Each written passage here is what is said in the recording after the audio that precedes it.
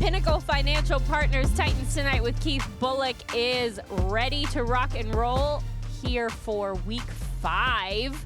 As the Titans are coming off a big win over the Arizona Cardinals, visit titansbanking.com to learn about their convenient mobile banking. Pinnacle Financial Partners, member FDIC. Amie Wells here, joined by Rhett, Bryan, of course, and Coach Mack is filling in for our friend Keith Bulluck today. We are so excited to have you both here because it is Victory Wednesday. Woohoo! There it is. This is what we do it all for, right? I mean, we've talked about this before, money, cars, all that stuff that comes with it. Not the deal. The deal's winning. Yeah. Rhett and I figured out that I'd been in over 700 NFL games to this point in my career. Whoa. That is the wildest one I've ever been in my life. I believe that.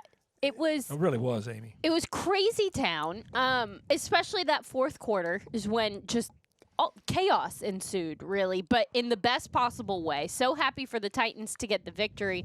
Rhett, have you been feeling the weight that has been lifted with the Titans finally getting a win and being able to hopefully have the momentum they need to move forward and build on this? Yeah, it's like 1,000,000 pounds of pressure has been taken off the shoulders of all involved, whether it's Brian Callahan, the coordinators, assistants, obviously the team, the organization.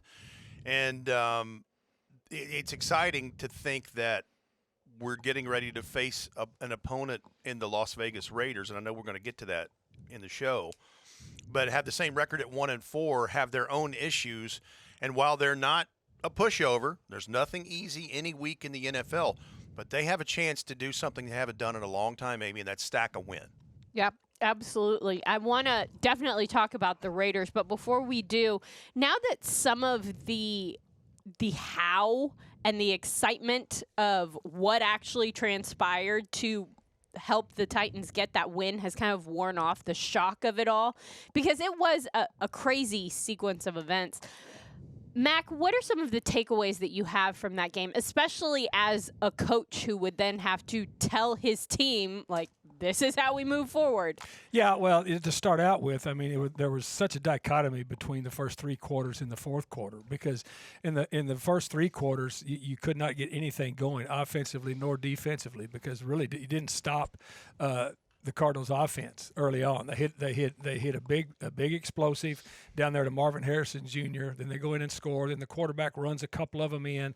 I mean, you're just on your left foot continuously defensively, and then offensively, I mean, you had 1 field goal. You couldn't get anything going. You had no continuity in your series going.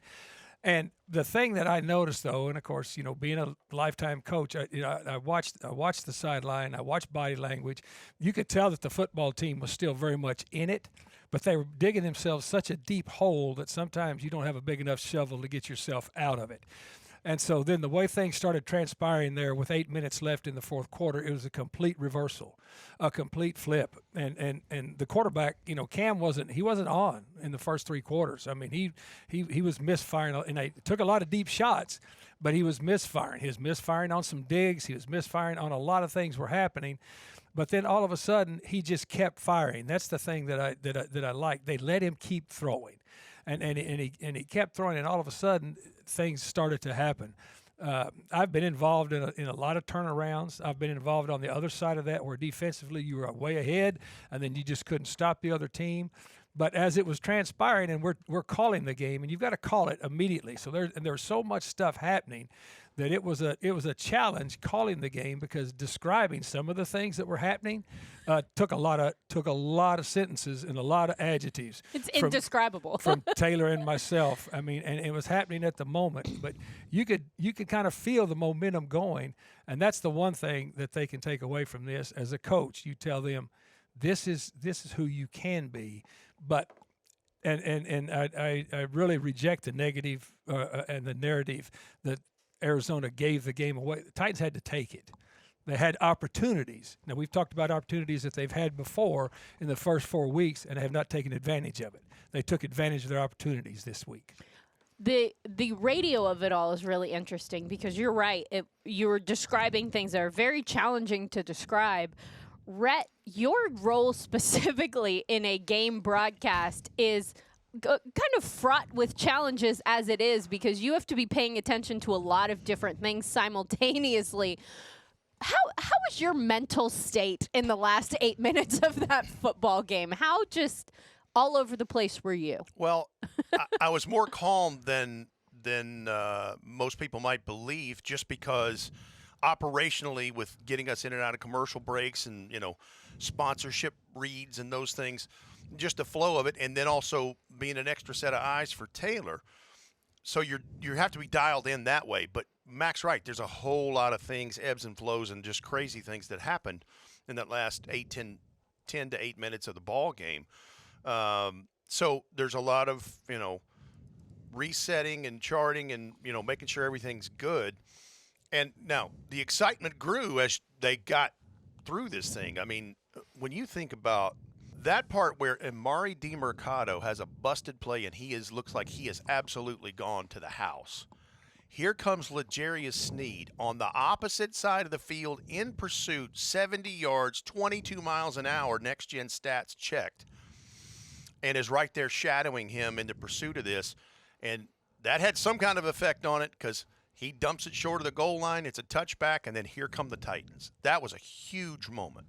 Yeah, that was really, and when you start reading what was printed afterwards, and then even today, if you'll just read some of the things, I mean, that's happened 7 times recently. Wow. It really just breaks my mind to think about that has happened that many times in professional football that recently. And the thing that I think happens, Amie, and Rhett and I talked about this on the flight on the way back, all of those runners now, because they got those huge screens at the game, when they're in a clear and they're running, they start looking up at that board.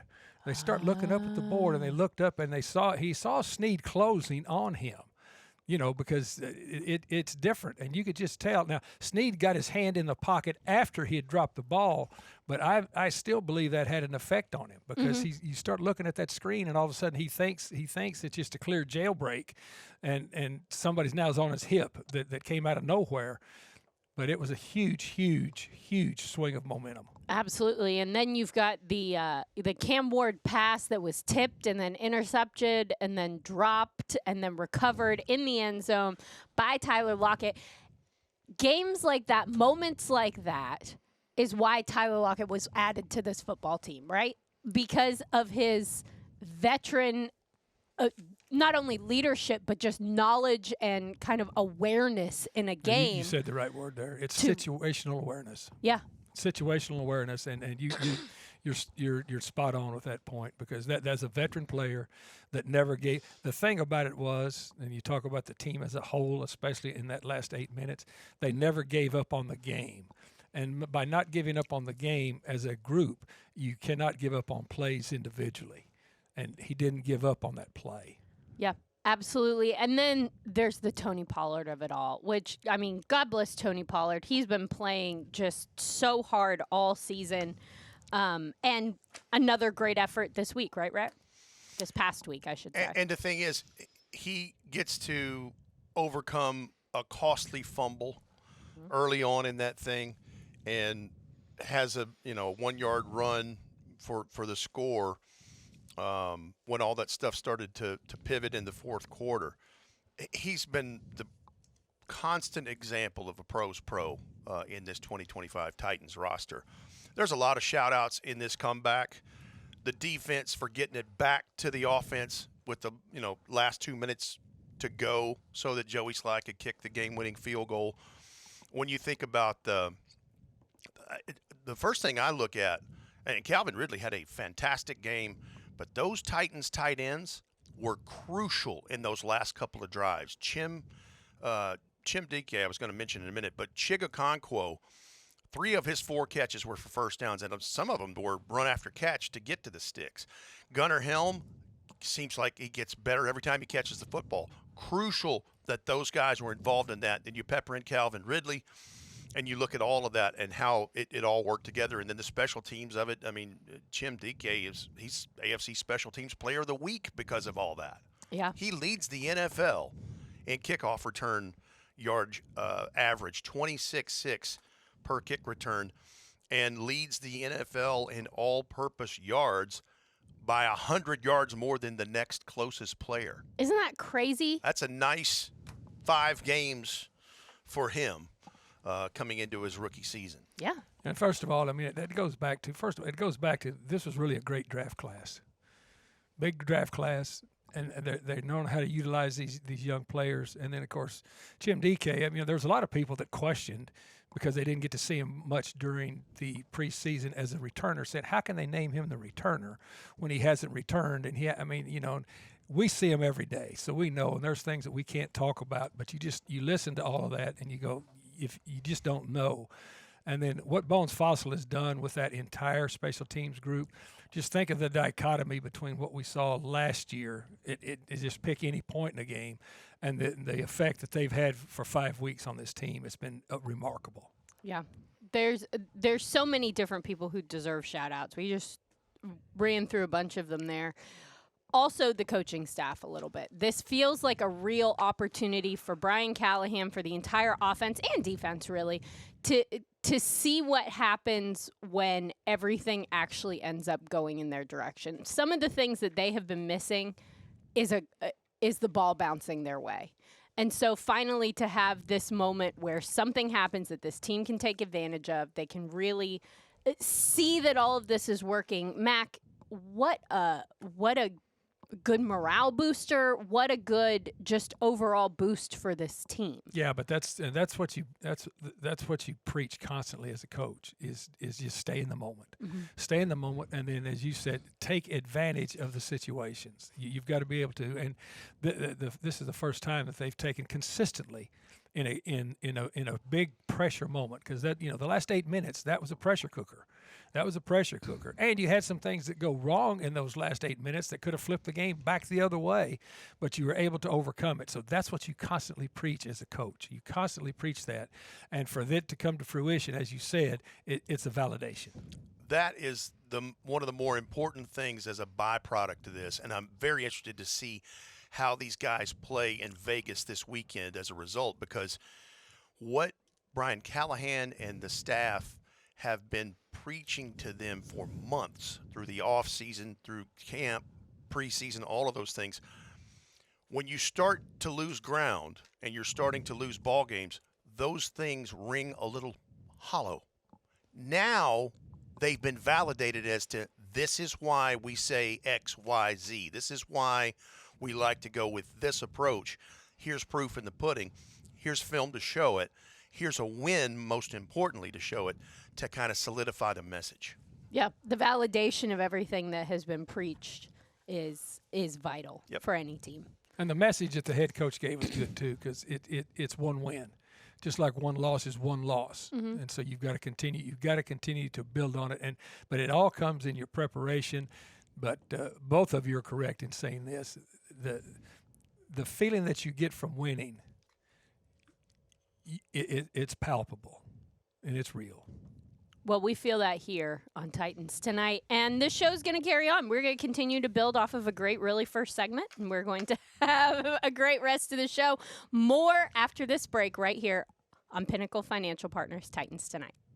Pinnacle Financial Partners Titans Tonight continues on. Rhett Bryan's here. Coach Mac is here in for our friend Keith Bulluck, and I'm Amie Wells. I'm here too. Guys, we are getting ready to take on the Las Vegas Raiders. I almost said Oakland. What year is it? Still an adjustment. We are getting ready to take on the Las Vegas Raiders. And maybe I made that mistake because we do not see them very often. We've never played them in their giant, what do they call it? The Death Star? Death Star is a good word for it. Yeah. I mean, when you watch it on television, it looks impressive. Their giant, beautiful facility in Las Vegas, Allegiant Stadium. So excited to take on a team in a place that we have never been before. But that means that there's a lot that we don't know about this Raiders team. And my guess, because I know how you guys prepare, is that you know a lot about the Raiders right now.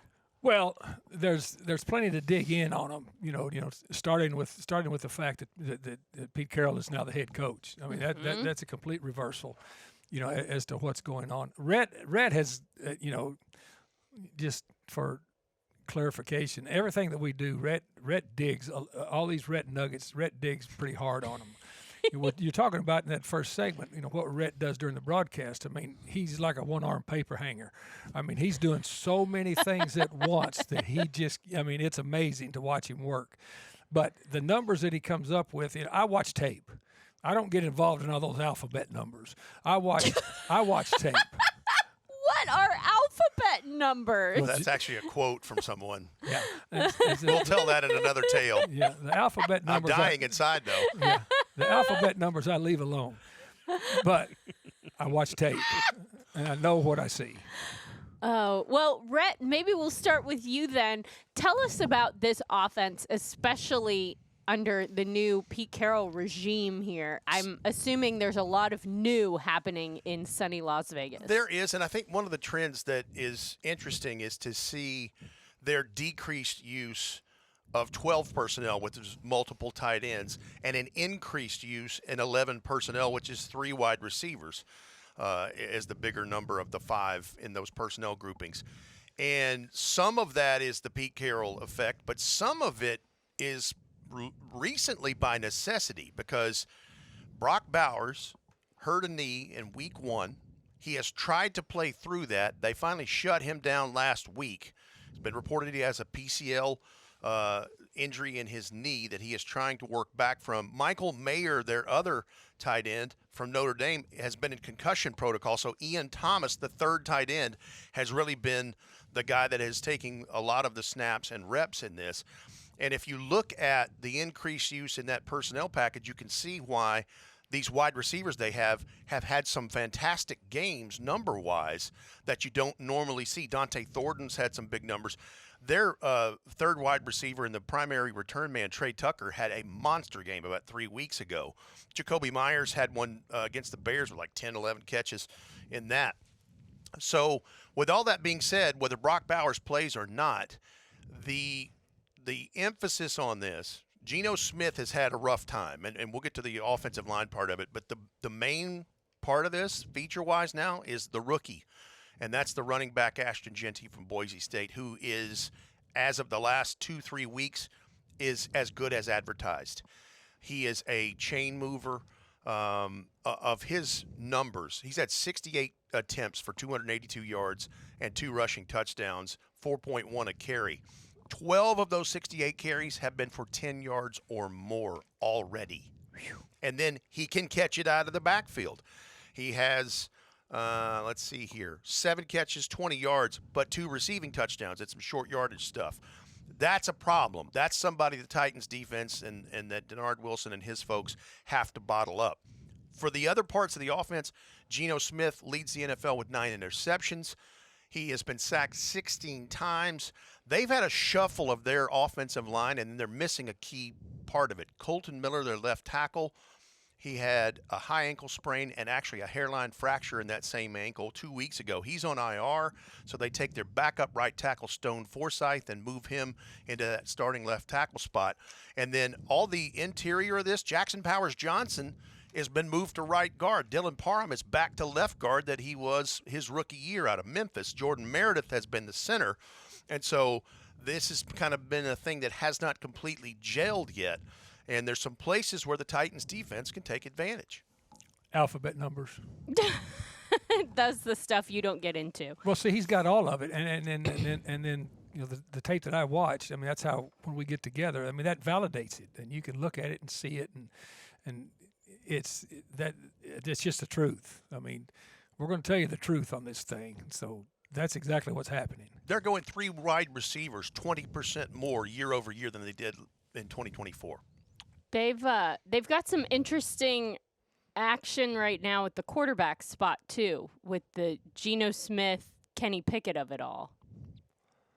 Kenny Pickett just nearly got inserted in the game last week. He did? Right, exactly. Because it was going sideways, and it really shocks me a little bit that Geno Smith's struggling like this, but it doesn't, Amie, when you really start digging into all the checker movement that's going on the offensive line. I mean, you can see it. Look, an offensive line affects a quarterback tremendously. And you can see, where that is going. And Rhett's 100% right. The guy that's saving them right now, because Brock Bowers is out. If Brock Bowers was in there, that's a different world. But with Brock Bowers out, the thing that's saving them now is Ashton Jeanty. Because Ashton Jeanty he's an issue. He's a problem. He's a real deal is what he is. Yeah, he stands up. His stance back there looks like Michael Myers in the movie when he stands straight up back there in the dot back there. He's standing straight up. And then all of a sudden, when he takes off, you better be there. I don't even know what to say. That's pretty good. Well, it is October, so it's very pertinent. It fits. It works fits so well. Yeah.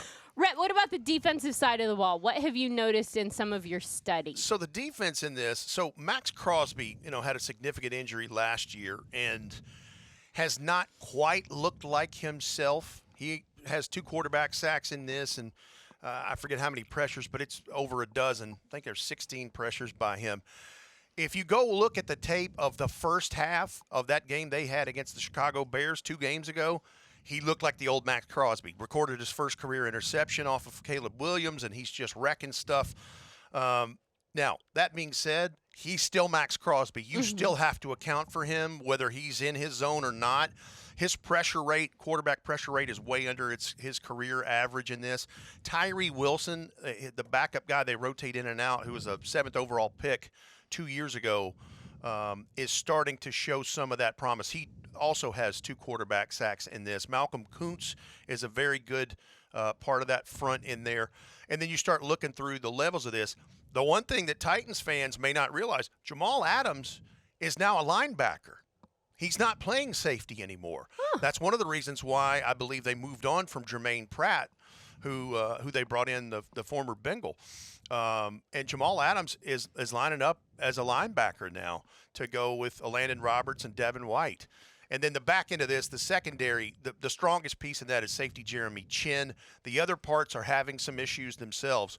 But Jamal Adams is doing very well, moving that closer to the line of scrimmage than he's ever been before. He's playing a will linebacker now in a 4-3 defense, which means he's lined up to the open side, which is normally when you take a safety and you drop him down.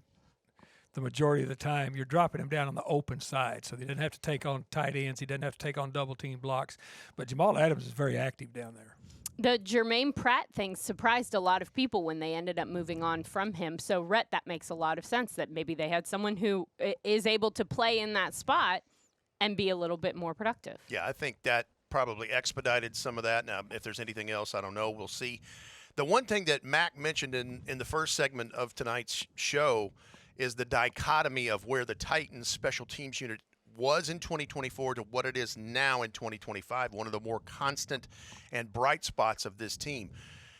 The Raiders special teams unit feels a little bit like the Titans had in 2024.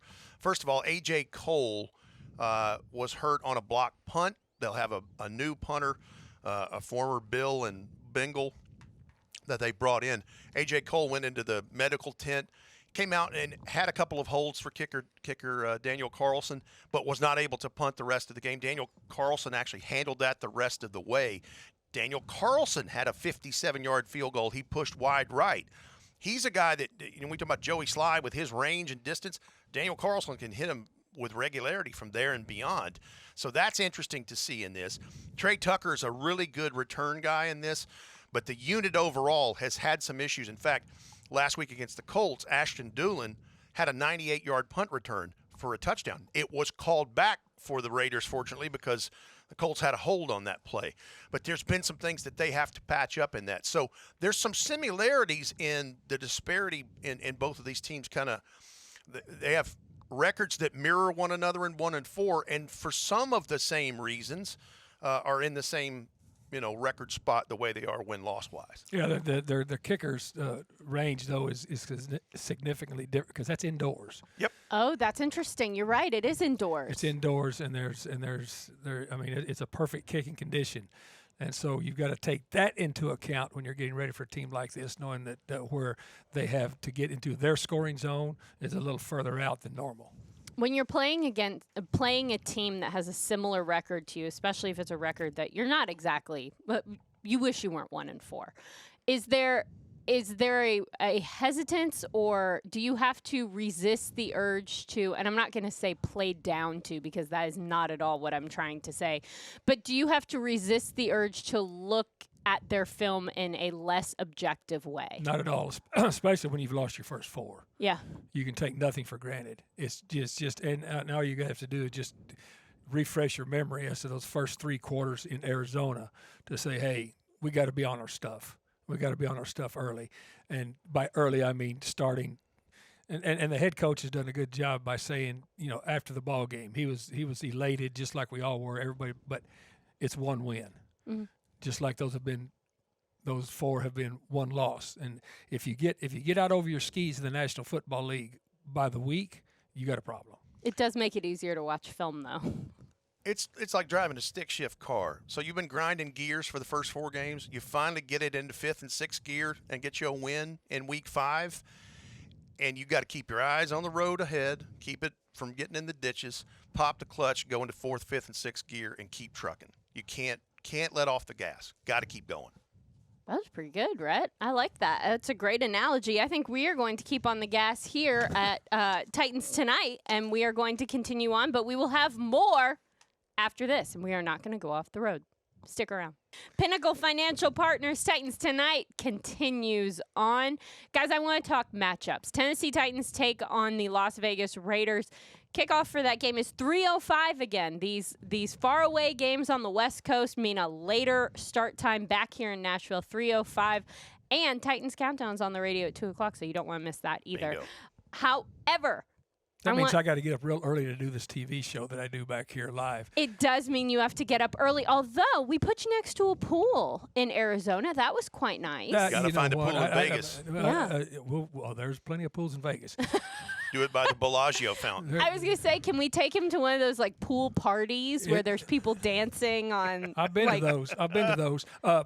I believe that. Jack Mummert did a great job of finding that place in Arizona, so he'll find us another cool spot to do it. Yeah, but you do have to wake up early and you have to find a spot, and it's a whole thing. It adds to the length of your day.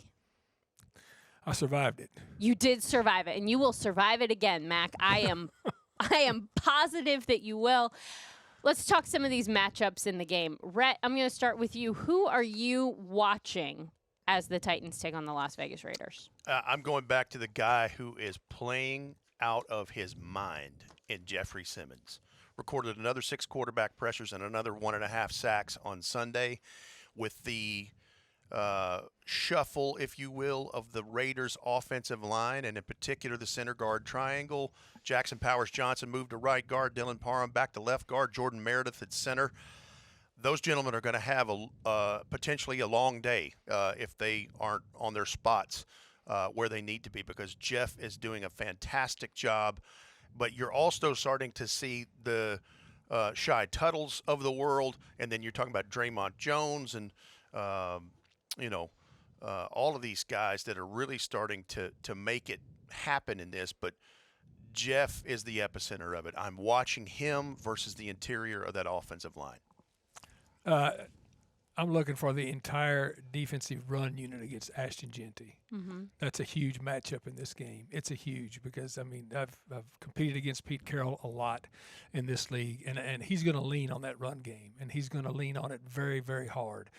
He's a very good football coach, and he understands the strength of his football team, and he knows right now his quarterback's struggling.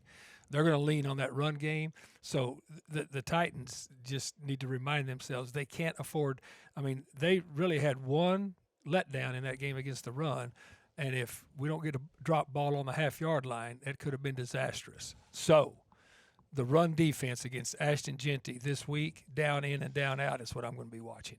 You know, Rhett, you were talking about the Raiders defense, and one of the things that popped into my head was the Calvin Ridley of it all. And we haven't talked about Calvin Ridley yet, and this feels like the right time to do that, because it feels like maybe finally the dam has broken in Calvin Ridley land.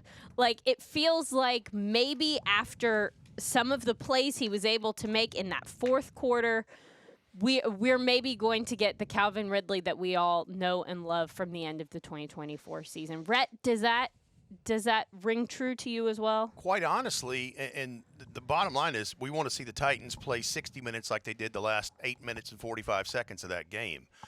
But I think, and I really believe this, that some of the synchronicity between Cam Great word. and those receivers are starting to time up like they're supposed to. I honestly believe that under pressure, and whether I know how cool and calm and collected that Cam is in that pocket, he makes it look easy at times. But you got adrenaline with that whip he's got, and I just wonder if there's just enough on it that even a guy like Calvin Ridley has had to make adjustments in this. And I feel like that is some of it. Don't know what the percentage is, but you're starting to see it with multiple receiver targets in that game, and he found several different options. I mean, it would make sense, Mac, we know Cam Ward throws just a bullet of a football. I got another word for it, but I can't say it on this podcast. Yeah, this is a family show Families here. listen to this, so But he throws the football very quickly and with a lot of force. And that is something that receivers have to adjust to, right? yeah, and that's why you practice, and that's why you practice out here. I mean, they catch it. They catch. It hasn't been an issue of Calvin not being open before. No. He's been open. He can get open. This guy is a really good route runner. He can get open. He can get separation. It's the connection and making the catches. And in that fourth quarter, he made every catch that he had to make, and a couple of those catches were like wow catches. Wow throws, wow catches. We need more of those. How important is having a couple wow plays, whether they be throws, catches, runs, whatever, in getting a win over the Oakland Raiders? What's huge, and it's the Las Vegas Raiders. Shoot, I did it again. Guys, we only play them every 8 years. 9 years. That's why I'm here. 5 years. That's why I'm here. Man. To help you out. Oakland. But you're right. Explosive plays is something they've been trying to build on. And the more of those you have, the better chance you got to keep moving and possibly, bust something for a score. Well, the thing about that is, and I don't interrupt, but it's hard to move the ball 80 yards without an explosive play. Mm-hmm. I mean, it's just hard. That's the way the National Football League. That's your life, and defenses are willing to kind of bend and bow and give you some of that stuff underneath, knowing that you'll make a mistake before they will, especially in an extended drive. So, to your point, to Rhett's point, explosive plays are a game changer. A game changer. The Raiders' second highest rate in the league run zone coverage defense 88.2% of the time in 2025. And one of those guys, and I just kind of skimmed over the secondary back there because Jeremy Chinn's a very good safety. But one of the places that has been a problem for them is the cornerback, Caillou Blue Kelly. He's allowed 16 completions for 239 yards and a touchdown on 21 targets this season. Now, that didn't mean he's going to do that Sunday. He may, but there are places where the Titans can take advantage. They have to do it, though. They have to make those moves and win the one-on-ones, in all of this. I guarantee that place gets loud because it's an enclosed stadium, and you've heard me say before, Raiders fans are the world's largest, in this case, indoor Halloween party during a whole football season, and they can get rowdy. So if you can take them out of that early on, you might do yourself a favor. What do the Titans need to tighten up? What do they need to protect going up against the Las Vegas Raiders? Well, they got to take care of Max Crosby, and again, you cannot let their defense. And it's a broken record from Coach Mack, and it has been all year. And it's just the truth. You've got to stay on track with your chains. You can't get behind that. You can't be third and double digit because I don't care who you're playing. I don't care how hard the defense is struggling. If they can get you in third and double digit in this league, all the advantage goes to the defense. All of it does. Because then all you do is you line up people on the line of scrimmage, you tsunami rush it, which means everybody just gets in a track stance and goes, and you put your coverage back at the sticks. They don't have to do anything but tackle the ball. when it's thrown in front of them. So you've got to stay on track. And we talked about earlier in this broadcast the tight ends. Tight ends are a big part of that. Rhett talked about how much zone defense they play. Tight ends versus zone defense are what you've got to work on. You've got to work on that because they can find holes in zone defenses if the quarterback's protected. Well, we're going to take a quick break now because I just looked at the time. We're going to take a quick break, and when we come back, more Pinnacle Financial Partners Titans Tonight. Final few minutes of Pinnacle Financial Partners Titans Tonight. Guys, I think we need to talk about the AFC South a little bit because we haven't so far this season really dug into what is going on in our own neighborhood here. The Indianapolis Colts and the Jacksonville Jaguars are both 4-1 this season. Houston 2-3 and the Tennessee Titans 1-4. Raise your hand if you thought that the Jags were going to win that game against the Kansas City Chiefs on Monday Night Football. No hands are in the air. Nope. Nobody. Nope. I mean, what in the world is happening down there? Well, they've got a good team, first of all. They got a good team, and they were playing a really good team. So, and again, it's another example in the National Football League where you never quit playing. Mm-hmm. But they had, look, the quarterback fell down on fourth down. He fell down. He fell down on fourth down, and he's laying on his stomach back there. And you've got, he was, and you've got a really good defense, and everybody's standing around. And you got three people miss him, and everybody else is standing, and then he stumbles in the end zone. Game over. Mm-hmm. The National Football League, every play matters. So, in just looking at them, and I told Mac this 2 weeks ago, I said, they're the team that's probably going to win the division, Jacksonville. Mm-hmm. And we talked all offseason about this new general manager, James Gladstone, and obviously Liam Cohen. If that guy can unlock the things that needed to be unlocked in Trevor Lawrence and this offense, that's a problem for everyone else in the division and, for that matter, in the AFC. That's a key. I mean, they look, that defense is set. They're a good defensive football team, and the whole key was, and that's the reason that Liam Cohen was hired, is to get the quarterback right. And the quarterback they paid massive money to, and he's never quite lived up to their expectations. Right now, he's playing like a franchise quarterback. He is. Rhett's 100% right. That because their defense has always been an issue, and always been hard to deal with, because they were down for so long, and they drafted well. And so here they are. Bryan Thomas Jr., second year LSU, continues to be a big thing. He got hurt in that game, but Brenton Strange, the tight end, has been a very nice addition for them. And then they have a two-headed monster now. ETN is running the ball very well, but Mac's guy he liked in the draft, Bashal Tutin from Virginia Tech, is a very nice, very fast player who has a good skill set in this. But Mac's right about the defense, loaded between draft picks and free agent acquisitions in this. You know who's playing out of their mind in Jacksonville on defense is Devin Lloyd. Yep. Devin Lloyd is playing really good football. He had a pick six, 99 yards in that game. Mm-hmm. But that's just one of many plays he has made. Like, I think that's his fourth interception this year. Yep. I mean, he is on fire. Well, meanwhile, in Indianapolis, they are also 4-1, and they have just signed, speaking of, Jermaine Pratt, yes, the linebacker, just released by the Raiders. So look at that. This whole show just coming together full circle. Yes. They're another team that is kind of hitting their stride, and the Titans are going to see them again in just a couple of weeks. Mm-hmm. We're going to see all of them again. Yeah. We're going to see all of them again, and so the Titans need to continue to up their game. Yep, absolutely. And Houston is continuing to do Houston things, not having the same amount of success. But listen, Houston's always going to be a decent team. Always, no matter what. Well, their defense is going to keep them in it. Their defense is always going to keep them in it. If they can ever figure out the key to their starting five offensive line, that will be huge for them.